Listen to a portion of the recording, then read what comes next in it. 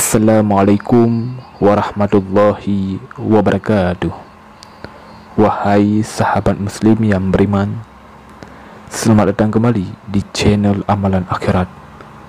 Allahumma salli ala Sayyidina Muhammad wa ala ali Sayyidina Muhammad. Ingat 5 kesempatan sebelum 5 kesempitan menimpa kita. Begitulah inti dari syair yang sering disampaikan para ustaz atau kiai dalam ceramahnya. Syair ini berisi himbauan kepada kita untuk memanfaatkan anugerah kesempatan yang saat ini kita nikmati. Anugerah yang telah diberikan oleh Allah Subhanahu wa taala kepada kita bisa saja akan lenyap pada saat yang tidak bisa kita perkirakan. Jadi, dengan tidak menyia-nyiakan nikmat-nikmat ini, maka kelak jika kesempatan anugerah ini dicabut dari diri kita, kita tidak diliputi oleh rasa penyesalan yang mendalam yang akan membuat kita semakin terpuruk. Lalu apa saja kesempatan anugerah dan juga hal yang akan menimpa kita jika kesempatan anugerah tersebut dicabut dari diri kita? Yang pertama, muda sebelum tua. Mumpung masih muda, mumpung masih kuat tenaganya, mari kita gunakan masa muda kita dengan sesuatu hal yang bermanfaat. Terus belajar dan berkarya untuk masa tua kelak dan memperbanyak ibadah kepada Allah Subhanahu wa taala. Karena jika masa tua sudah datang, kita hanya akan banyak menyesal jika kita sering ditimpa kesusahan akibat ulah kita di masa lalu. Seperti minum minuman keras yang membuat tubuh kita rentan diserang penyakit kronis, sikap boros dan malas kita sewaktu muda yang menyebabkan kita tak punya tabungan di hari tua, dan masih banyak lagi contoh lainnya. Oleh karena itu, selagi badan masih gagah, janganlah gunakan kesempatan emas ini untuk hal-hal yang akan menyengsarakan kita di hari tua kelak. Mari sama-sama kita gunakan waktu muda untuk memperbanyak beribadah kepada Allah Subhanahu wa taala. Karena kalau sudah tua, belum tentu kita bisa pergi ke masjid untuk melaksanakan salat sebagaimana di waktu muda. Yang kedua, sehat sebelum sakit. Kesehatan adalah sesuatu yang mahal harganya.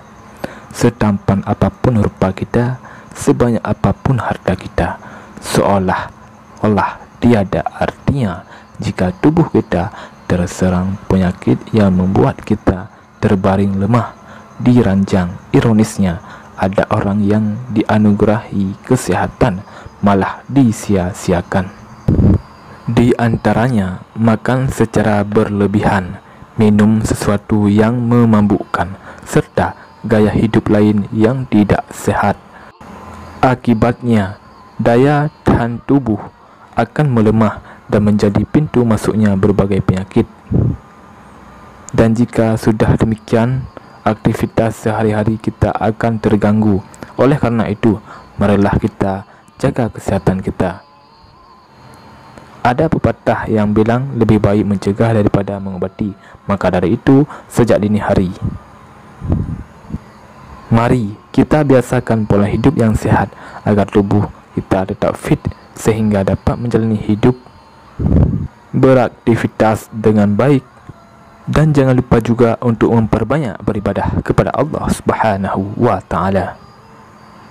Yang ketiga, kaya sebelum miskin. Ada sebahagian dari kita yang diberi anugerah berupa kekayaan yang melimpah, sedangkan sebahagian lainnya ditimpa kekurangan dalam hal rezeki. Menyikapi hal ini ada sebuah pepatah bijak, kaya bersyukur, miskin bersabar. Harta hanyalah titipan dari Allah Subhanahu wa taala. Sewaktu-waktu bisa saja lenyap dari genggaman kita. Lihat saja ketika bencana menerjang atau saat kematian menjemput, harta yang kita miliki seolah sudah tiada berbekas lagi. Tapi seringkali tanpa kita sadari, kita begitu menggenggamkan erat harta kita sebagai hak milik mutlak kita. Akibatnya, kita tidak mau berbagi kepada yang kekurangan dan kita malah menghamburkan harta kita untuk kesenangan kita semata. Harta yang seharusnya menjadi bentuk berkahnya justru bisa menjadi petaka bagi diri kita. Dan ketika masa berlaku harta kita tersebut habis, misal akibat penipuan dan bangkrut, barulah kita menitikkan air mata penyesalan karena telah menyalahgunakannya. Untuk itu, selagi masih punya uang di kantong, mari kita manfaatkan secara bijak dan jangan lupa untuk berbagi kepada saudara dan sahabat yang membutuhkan, dan bersedekah untuk masjid-masjid, pesantren-pesantren. Tidak usah banyak-banyak, 2.000, 5.000 atau 10.000. Yang penting ikhlas. Tetapi yang paling baik kita bersedekah di waktu setelah salat subuh. Ini manfaatnya sangat luar biasa. Yang keempat, waktu lapang sebelum sempit.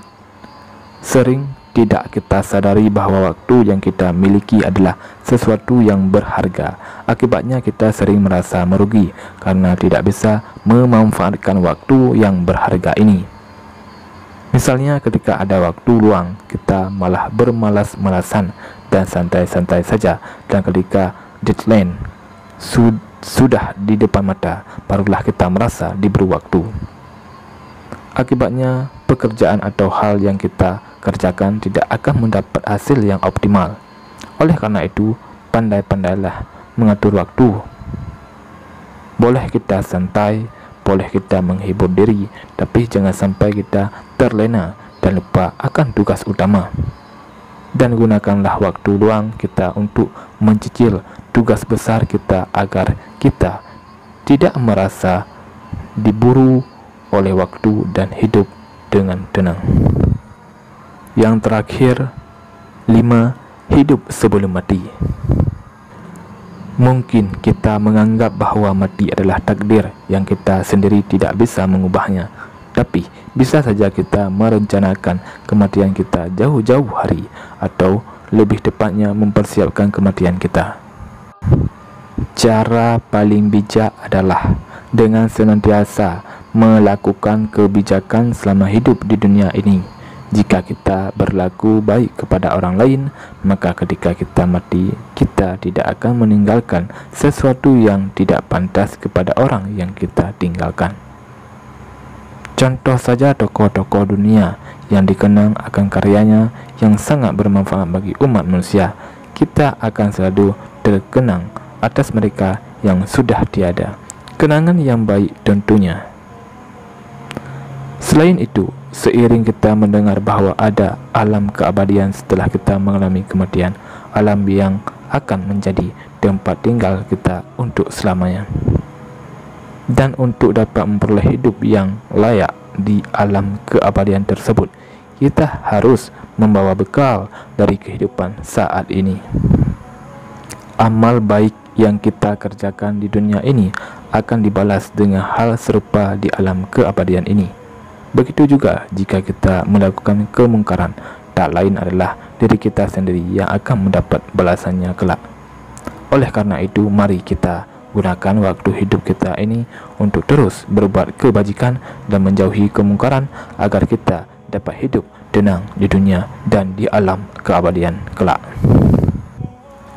Ghanim bin Qais berkata, di awal-awal Islam, kami juga saling menasihati, wahai manusia, beramallah di waktu senggangmu sebelum datang waktu sibukmu. Beramallah di waktu mudamu untuk masa tuamu. Beramallah di kala sihatmu sebelum datang sakitmu. Beramallah di dunia untuk akhiratmu. Dan beramallah ketika hidup sebelum datang matimu. Allah Subhanahu wa ta'ala berfirman di dalam Al-Quran yang artinya, dan belanjakanlah sebahagian dari apa yang telah kami berikan kepadamu sebelum datang kematian kepada salah seorang di antara kamu.